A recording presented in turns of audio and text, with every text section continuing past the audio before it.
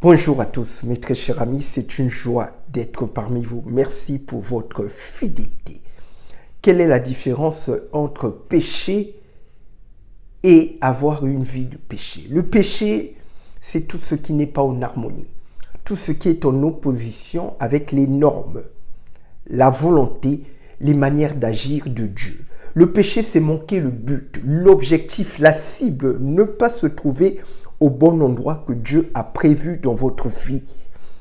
Quand Adam et Ève ont péché, ils ont été exclus du jardin d'Éden et ces derniers ne se trouvaient plus au bon endroit. Le péché vous sépare de Dieu, vous détache de Dieu. Et le péché, c'est 1 Jean 3, 4 qui le dit, le péché c'est la transgression de la loi de Dieu. Donc toute la parole de Dieu, toute la Bible est une loi. Et quand vous transgressez à cette loi, vous commettez de facto un péché. Donc vous comprenez, c'est pour ça que Dieu ne partage pas sa gloire avec quiconque. Parce que dans 1 Corinthiens 11 au verset 7, c'est l'apôtre Paul qui parle. Il dit que l'homme est l'image et la gloire de Dieu. Et donc le péché souille, déteint, éteint, ternit l'image et la gloire de Dieu qui est en vous. C'est pour ça que tous les pécheurs, la colère de Dieu est sur leur tête. Maintenant, c'est quoi avoir une vie de péché? Tout simplement, un pécheur, c'est quelqu'un qui n'est pas conduit par l'Esprit Saint.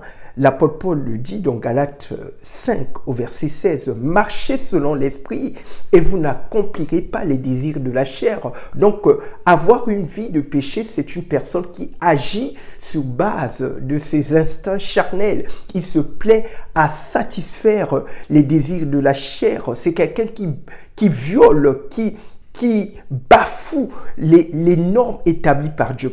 Par exemple, le concubinage, c'est une vie de péché parce que vous vivez tous les jours avec ce conjoint. Le concubinage est un désordre. Vous êtes dans l'immoralité sexuelle. Le concubinage, c'est quelque chose d'abominable aux yeux du Seigneur. Oui, je le dis parce que vous êtes dans l'immoralité sexuelle.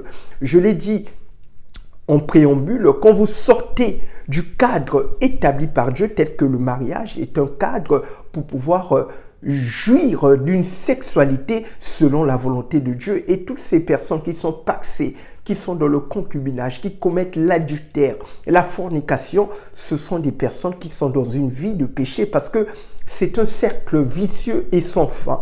Et le salaire du péché, c'est la mort. Et toutes ces personnes qui pratiquent ces actes n'entreront pas au paradis.